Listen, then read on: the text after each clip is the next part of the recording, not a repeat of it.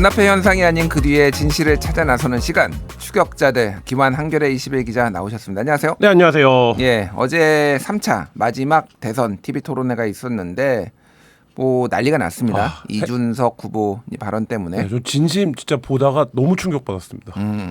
저런 대선 TV 토론에서 저런 발언이 나온다라는 거를 정말 상상도 못했어갖고 예.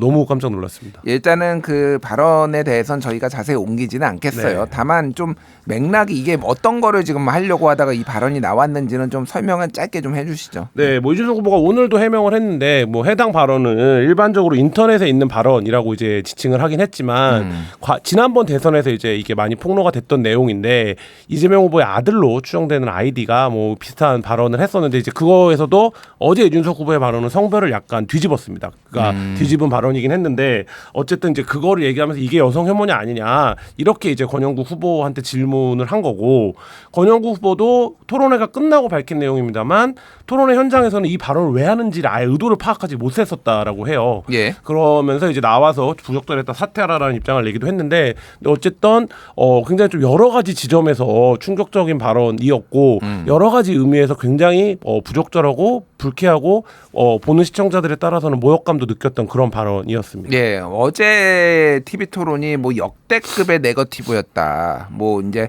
정치 분야였는데 거의 정치 분야와 관련돼서 얘기 나온 거는 거의 없고 각자의 뭐 신상이나 이런 거에 대해서 이제 비판이 있었다라는 건데, 그러니까 이게 2022년 대선에 이미 한번 좀 나왔던 내용이잖아요. 그러니까 그때 이제 이재명 후보의 아들이 이제 뭐 도박 의혹이 있었다. 그리고 뭐 성매매 업소에 출입한 의혹이 있었다. 뭐 이런 것들이 뭐 조선일보를 비롯해서 여러 언론들에 나왔고 가로세로 연구소가 또 이런 거를 뭐 보도를 의혹을 하고 그래서 검찰에 송치가 됐는데 일부분은 이제 송치가 안 됐어요 그때. 네, 그러니까 송치가 된 건도 있고 불송치가 된 건도 있고 뭐 이렇게 되어 있는데 그때 이제 크게 세 가지 혐의였어요. 하나는 이제 말씀하신 것처럼 불법 도박을 했다라는 혐의, 또 하나는 뭐 그 성매매 업소에 간 게 아니냐 이 혐의, 예. 그 다음에 이제 일부 이제 인터넷이나 이런 커뮤니티 게시판 같은 데서 음담 패설을 한 게 아니냐 요 혐의였는데 일단 성매매를 한 혐의는 이제 혐의 없음이 됐고 증거 불충분으로 혐의 없음이 됐고 예. 그다음에 이제 송치는 사건 자체는 송치가 됐는데 지금 이제 그 송치된 내용의 서류를 뭐 확인하지는 못했기 때문에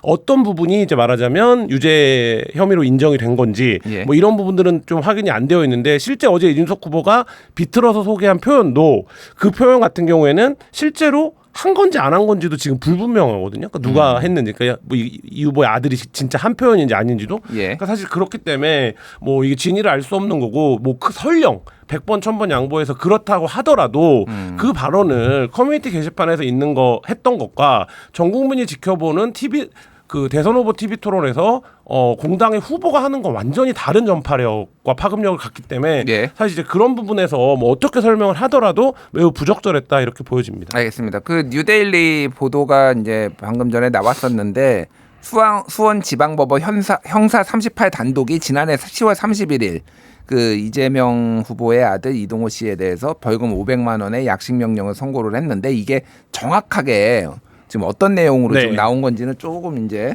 확인해 필요하다. 요 정도만 하고 오늘 이제 이준석 후보가 오전에는 SBS 라디오에서는 사과를 안 했어요. 그때까지는. 그러다가 이제 뒤에 이제 사과를 이제 했습니다. 그런데 이제 제가 이제 궁금한 게 이걸 보면서 불편한 국민들이 있을 수 있다는 것은 알고 있었고 뭐 그에 대해서 심심한 사과를 하겠다. 제 입장에서는 그 언행이 만약 사실이라고 한다면 이는 충분한 검증이 필요한 사안이라고 본다라고 이제 사과를 하면서 밝혔습니다. 이게 그러면은 궁금한 게 이거가 문제가 될 거라는 거를 알고서 했다라는 얘기로 좀 들려요. 그러니까 이 정도 파급이 있을 거라고는 예상하지 못했던 것 같아요. 그게 오늘 아침 라디오와 오전에 이제 태도가 달라진 이유인 것 같은데, 근데 저는 이거를 많은 사람들이 사과로 받아들일까 이런 생각은 들어요. 왜냐하면 흔히 이제 저희가 말하는 사과의 3단계에서 인정, 반성, 그리고 이제 재발 방지 행동 뭐 이렇게 나누는데 지금 이제 이준석 후보가 얘기한 거에서는 이거 상황을 온 국민이 느낀 어떤 불쾌감이나 모욕감을 인정하고 있는 건가? 이 부분에서 일단 좀 의문이 들고, 그러면 뭐를 사과를 하겠다는 거, 뭐를 반성하는 건가? 그러니까 왜냐면 이어서 이게 충분히 본인은 검증이 필요한 사안이라고 봤다라고 이제 단서를 달고 있거든요. 그러니까 이제 이런 부분들에서 좀 논란을 가라앉히기에는 상당히 좀 부족한 태도가 아닌가 이런 생각도 듭니다. 알겠습니다. 자, 이준석 후보에 대한 고발이 지금 잇따르고 있고 이준석 후보 측은 뭐 이제 이런 고발을 하는 쪽을 무고죄로 네. 법적 대응하겠다 뭐 이런 입장도 좀 밝힌 상황이에요. 그러니까 오늘 하루 만에 고발인단이 37,000명이 모아졌어요. 그래서 예. 여러 언론들이 반응 기사를 내고 있는데 뭐 10대 아이들이랑 보다가 깜짝 놀라서 TV를 껐다. 애가 이제 저 표현이 무슨 의미냐고 물어보는데 대답을 못 하겠다. 뭐 이런 이제 글들이 커뮤니티 게시판에 굉장히 많이 올라오고 있고 그래서 시민단체인 정치하는 엄마들에서는 지금 한 3가지 정도 혐의를 보고 있는 것 같아요. 공직선거법상의 문제, 그다음에 정보통신망법의 문제, 그다음에 이제 아동복지법상의 문제인데 뭐 정리하면 전 국민이 보는 프로그램에서 전 국민을 모독했고 그다음에 아동들에게 정서적 학대가 될 수 있는 수위의 발언을 했다. 뭐 이런 혐의인데요. 그러니까 뭐 이 후보는 인정하지 않고 있는 태도죠. 그러니까 지금까지 보여지는 걸 보면 무고로 맞고소를 하겠다라고 하고 본인은 이게 여전히 검증 사안이라고 지금 얘기를 하고 있는데 사실 이제 이런 부분들이 어떻게 봐야 되는가 그래서 이제 이게 진짜 지금 정치의 풍경이 너무 살풍경이다 이런 생각도 듭니다. 그렇군요. 근데 뭐 더불어민주당이나 민주노동당에서는 강하게 비판을 하고 후보직 사퇴까지 얘기를 했는데 국민의힘은 비판은 하는데 좀 이렇게 강도가 좀 훨씬 낮아요. 신동국 국민의힘 수석 대변인이 적절치 못한 발언이다 정도로 조금 네. 가급적 이거는 뭐 우리가 입장을 밝힐 일이 아니다. 이준석 후보가 밝혀야 된다. 네, 이런 식으로 뭐 얘기를 그런 거고 했어요. 이제 권성동 의원 같은 경우 이거를 뭐 또 그대로 재현하면서 오늘 유세도 했다라고 하는데요. 그러니까 민주당에서는 이제 도저히 용납할 수 없는 행위고 여성 의원들 같은 경우에는 국회에서 제명해야 된다라는 얘기까지 나오고 있거든요. 후보 사퇴가 문제가 아니다.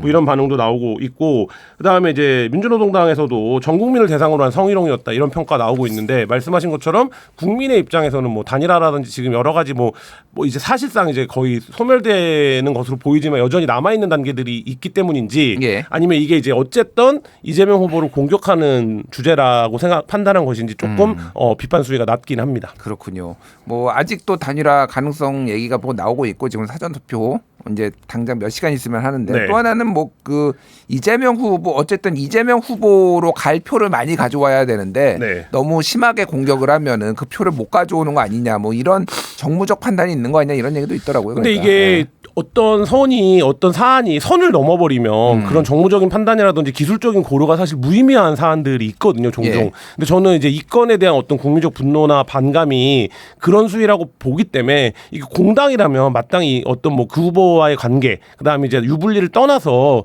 원칙적인 그러니까 말하자면 이게 정치 아니겠습니까? 그런 입장을 내는 게 바람직하다라는 생각은 듭니다. 알겠습니다.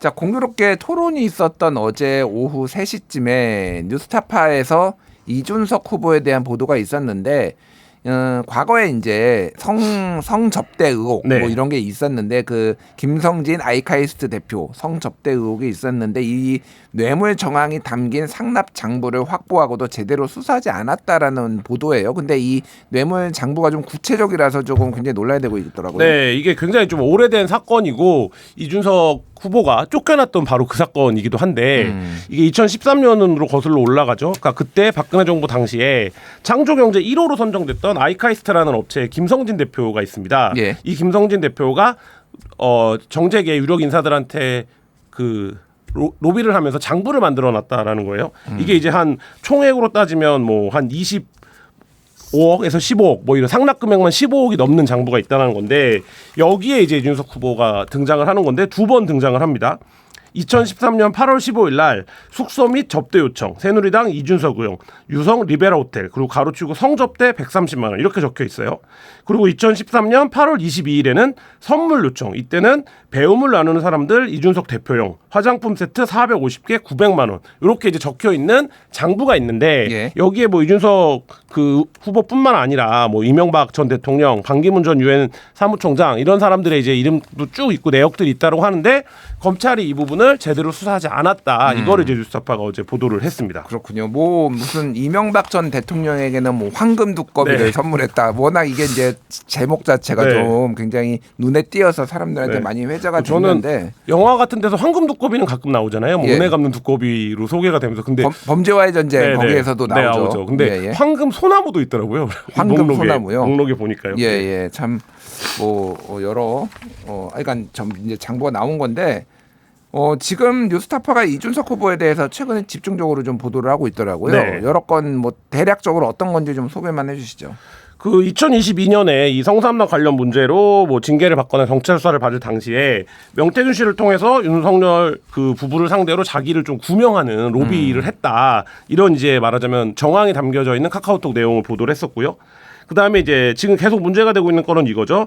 2021년 국민의힘 당대표 선거를 할 때 명 씨가 공짜 여론조사를 해줬고 그 비용은 정치지망생이었던 그러니까 군수에 출마하려고 했던 사람이 내줬다. 뭐 이런 부분이고 그다음에 명태균 씨가 이 여론조사를 하면서 이준석 후보한테 유리하도록 결과값을 조작한 게 아니냐 뭐 이런 의혹도 지금 있고요. 그러니까 이게 이제 총 4번 이준석 맞춤형 여론조사를 했는데 이 부분에 대한 비용은 어떻게 된 거냐 뭐 이 부분이 지금 제기되고 있는 의혹들입니다. 예. 이거와 관련해서 이제 뉴스타파 측에서 이준석 후보의 입장을 듣기 위해 이제 유세 현장 네. 뭐 이런 데서 이제 좀 마이크를 들이댔는데 이거에 대해서 좀 답변하지 않겠다 뭐 이런 거가 나왔고 이준석 후보는 이 성접대 의혹과 관련해서는 페이스북에 입장을 밝혔는데 이렇게 이거는 읽어드리는 게 반론권 차원에서 좀 정확할 것 같아서 이준석 후보의 페이스북입니다. 뉴스타파는 항상 사실관계를 거꾸로 뒤집는데 이걸 수사 안 한 게 아니라 이걸 가세현이 폭로한다고 들고 나와서 이걸 검찰이 수사해서 이준석이 무혐의가 나온 거예요. 내용을 들여다보고 말이 안 되니까 무혐의가 나온 거지 덮어서 안 나온 게 아닌 겁니다. 저 장부라는 거에 내용에 보면 민주당 의원 이름도 계속 나옵니다. 그런 걸 보도해 보시죠. 후보자 비방의 목적으로 마음대로 뒤집어서 보도하는군요. 이렇게 이제 했는데 이준석 후보의 입장을 쉽게 얘기를 하면은 이 명단을 수사를 안 한 게 아니라 본인이 이제 성접대 관련해서 무혐의가 나온 거 그때 증거불충분이었죠. 네, 근데 당시에 수사를 했던 검사는 좀 다르게 얘기하고 있어요. 뭐라고 얘기를 했냐면 이 상납 장부는 봤는데 별도의 수사 보고서는 만들지 않았다는 거예요. 그리고 이 장부 관련된 보고가 있었냐 지검장에게 그 부분에 대해서는 보고를 받은 기억이 없다라는 거거든요. 그 얘기는 뭐냐면 이준석 후보 얘기가 절반의 사실만 담고 있다는 거죠. 그러니까 뉴스타파의 의혹 제기는 이준석 후보가 성접대를 받았다라는 거는 알고 있었는데 그거에 대한 구체적인 증거라든지 진술인들의 어떤 그 진술이 어긋나는 측면들이 있었는데 이 장부에 따르면 정확하게 날짜와 금액이 이제 특정되는 거고 실제 이 8월 15일 날에는 이준석 대표가 대전에 가서 이 이제 아이카이스트 대표를 만났었다는 거거든요. 그러니까 뭐 이런 부분들이 새롭게 이제 확인된 정황들인데 검찰이 충분히 입증할 수 있는 내용이 있었음에도 불구하고 덮었다. 이걸 이제 좀 제기한 내용입니다. 알겠습니다. 어쨌든 그 적시된 날짜 성접대가 이뤄졌다라고 장부에 써 있는 그 적시된 날짜에 만난 거는 지금 확인이 된 거잖아요. 그러니까 그렇다라는 거 전해드리고요. 자 이번에는 한겨레 20일에서 보도한 명태균 씨의 취업 알선 의혹 이야기를 좀 해봐야 될 것 같은데요. 이게 이제 한겨레 20일에서도 단독 보도로 나왔고 또 뉴스타파에서도 또 비슷한 취지의 보도가 나왔어요. 이게 좀 어떤 내용인 건가요? 이게 이제 지역 정가가 굉장히 복잡한 동네다라는 걸 좀 알 수 있는 내용인데 경북 지역의 한 사업가가 명태균 씨와 김태열 소장 등이 있는 방한테 이제 카톡을 보냅니다. 카톡을 보내면서 저는 다 했다 하라고 하는 거를 여론조사를 뭐 많게는 뭐 20만 원에서 수백만 원까지 여론조사 할 때마다 비용도 되고 했는데 이제 내가 부탁한 걸 들어줘라라고 얘기를 해요. 그 부탁이 뭐냐면 조땡땡 그러니까 그 역시 경북에 있는 재력가의 아들입니다. 조땡땡을 청와대에 보내준다고 약속하지 않았냐. 이거 지켜줘라. 이게 이제 용산 대통령실을 얘기하는 거죠. 그렇죠. 그 다음에 봉화군수 공청 관련해서 가능하다고 하지 않았냐. 그거 지켜줘라. 그 다음에 경북도청에 특보 자리 약속하지 않았냐. 이거 지켜줘라. 이렇게 얘기를 하는데 이때 저희가 여러 이제 복수로 확인을 한 결과 오간 금액이 2억 원이에요. 총 이제 말하자면 넘어간 금액이 명 씨한테. 근데 이 가운데 이게 조 씨로부터 재력가인 조 씨로부터 명태균 씨한테 넘어간 게 총 2억 원 정도 된다고요? 네, 2억 원 가량 되는데 그 가운데 이제 1억 원 정도가 명태균 씨 입장에서는 이 조땡땡을 그 대통령실에 취업 청탁하는 로비 자금이었고 나머지 1억 중에 3천만 원은 당시에 이준석 대표가 안동에 내려와서 정치 토크 콘서트를 합니다. 이 토크 콘서트를 하는 출연료 명목으로 이준석 대표에게 건네지거든요. 그럼 이제 저희가 통상적으로 뇌물 관련된 사건을 보면 이 3천만 원이라고 하는 출연료가 적정한 것이냐, 왜 굳이 여기 와서 이걸 했느냐 이런 거를 두루 따져봐야 되는데 일단 검찰은 이 부분을 기소는 하지 않고 있는 상황입니다. 그렇군요. 일단 2억 원 가운데 3천만 원은 안동에서 열린 방금 얘기했던 정치 토크 콘서트에 이준석 당시 국민의힘 대표를 출연시킨 소개비 명목으로 공제를 했고 7천만 원은 또 이제 돌려줬다라는 거예요. 나중에 이제 돌려준 나중에. 거죠. 네. 그러니까 이게 원했던 거 저쪽에서 원했던 게 이루어지지 않았으니 반납한 것 같은 뭐 이렇게 해석이 좀 뭐 되더라고요. 그렇게 해석이 될 수도 있고 이 부분을 그 다음에 여론조사라든지 다른 용도, 그러니까 예를 들면 이 금품을 제공한 사람이 원했던 용도와는 다른 용도로 좀 쓰기도 했거든요. 그러니까 이제 그런 부분을 감안해서 갚은 건지 뭐 어떤 건지는 정확하게는 수사를 통해 밝혀져야겠지만 어쨌든 지금 그 금전 거래가 오고 갔던 거고 그 다음에 중요한 거는 이 땡땡이 실제로 대통령실에 자리를 얻습니다. 그러니까 이 재력가의 아들인 거죠. 네, 조땡땡이. 재력가의 아들이죠. 재력가의 돈을 준 아들. 사람의 아들인 거죠. 예, 재력가의 아들 조땡땡 조모 씨가 2021년에 미래한국연구소 지금 명태균 씨가 지금 실수요조로 지금 추정되는 여기에서 연구위원으로 짧게 근무를 하고, 그러니까 예를 들면 하고 그게 통상적인 과정으로 보면 경력을 만들어주는 과정이라고 볼 수 있겠죠. 그러니까 예. 미래한국연구소가 여론조사도 하고 선거 관련된 이러저런 컨설팅을 하니까 대통령실에 가려고 해도 뭔가 이제 근무연이라든지 경력이 있어야 되는 거 아니겠습니까? 이제 그런 부분들을 만들고 이제 말하자면 스펙을 쌓아주고 결국에는 이제 청와대 취업이 성공을 하는 거죠. 예, 그렇군요. 그래서 2024년 4월에 대통령실 직원으로 채용이 됐다라는 건데 이거는 그럼 검찰이 지금 수사를 제대로 하고 있는 건가요? 제대로 안 하고 있습니다. 이 부분에 대해서 혐의 뭐 증거 없음 이런 혐의 없음 이렇게 해서 이제 불기소 처분을 일단 하고 있는 한 상태로 알고 있거든요. 근데 실제로 지금 진술이라든지 명 씨의 어떤 카카오톡에서 오고 간 대화라든지 이런 거를 보면 정황적으로는 굉장히 명확하게 이제 보이는데 예. 실제로 관련자들이 진술을 그렇게 하지 않은 이유로 지금 불기소 처분을 한 것으로 확인이 되고 있습니다. 그렇군요. 이 아버지 조 씨 같은 경우에는 정치자금법 위반으로 창원지검이 기소를 하긴 했어요. 이게 다른 건입니다. 또 그 돈이 또 다른 오간, 건이에요? 네, 돈이 아, 예. 오간 다른 건인데, 그러니까 이게 이제 지역 정가에서 명치의 영향력을 좀 확인할 수 있는 사건인데 여러 자리 지금만 하더라도 3개의 자리가 나오잖아요. 예. 그러니까 군수 공천, 그다음에 경북도의 특보, 그다음에 대통령실 취업 이렇게 3개 자리가 나오는데 이런 것들을 미끼로 해서 명 씨가 경북과 경남 지역에 있는 재력가들에게 수억 원의 돈을 받고 그거를 그 금품을 건넨 사람의 의도와는 다르게 여론조사라든지 다른 유력 정치인을 위해서 쓴 게 아니냐, 이런 구조의 사건들이 이 사건뿐만 아니라 여러 건이 있는 정황들을 저희가 이제 명태균 씨 PC에서 확인을 했는데 그 부분에 대해서는 지금 거의 수사가 이루어지지 않고 있는 상태입니다. 그렇군요. 그러면은 이 청탁은 직접적으로 이준석 당시 대표하고는 관련이 있는 거는 좀 아닌 걸로 봐야 되는 건가요? 그러니까 이준석 대표가 얼만큼 인지했느냐 상황을 이 부분은 사실 이제 그 카카오톡 내용만으로는 확인이 안 되는데요. 예. 그러니까 뭐 몇 가지 상황이 있을 수 있겠죠. 이준석 대표가 전혀 상황을 모르고 그냥 안동 지역에서 정치 관련된 청년 토크 콘서트를 한다고 하니까 내려갔는데 본인은 뭐 상관없이 출연료를 주는 만큼 받아서 온 상황이 있을 예. 수 있고, 아니면 인사를 시켜주겠다라는 이유로 이준석 대표를 위한 어떤 자리를 기획을 하고 그 자리에서 청탁을 한 사람, 그 다음에 취업을 시켜줘야 되는 사람을 당시에 어쨌든 국민의힘 여당의 대표니까 예. 소개시켜주려고 한 게 아니냐, 그런 명목으로 어쨌든 한 게 아니냐, 뭐 이렇게 볼 수도 있고, 그러니까 그 부분은 좀 수사를 통해서 입증이 돼야 되는데 뭐 아직까지 이 건과 관련해서 뭐 이준석 후보를 직접 불러서 조사를 했다든지 뭐 이런 얘기는 지금 없는 상황이거든요. 예. 그렇기 때문에 아직 수사가 제대로 되지 않았다 이렇게 보는 게 맞을 것 같습니다. 그렇군요. 예, 뭐 요게 아무래도 지금 대선이 한창 진행 중이다 보니까 대선 후보를 직접적으로 소환하거나 그러기에는 뭐 정치적으로 굉장히 부담이 있는 사안이니까 대선 이후에 그러면 어떻게 될 것이냐, 이 사안을 좀 지켜봐야 될 것 같고요. 이 내용과 관련해서 반론이 있을 경우에는 언제든지 인터뷰 공간을 저희가 열어두도록 하겠습니다. 반론이 있으신 분은 저희 제작진한테 연락을 주시면 되고요. 예, 김한 기자와 함께한 추격자들 이렇게 마무리해 보겠습니다. 김한 기자 수고하셨습니다. 네, 감사합니다.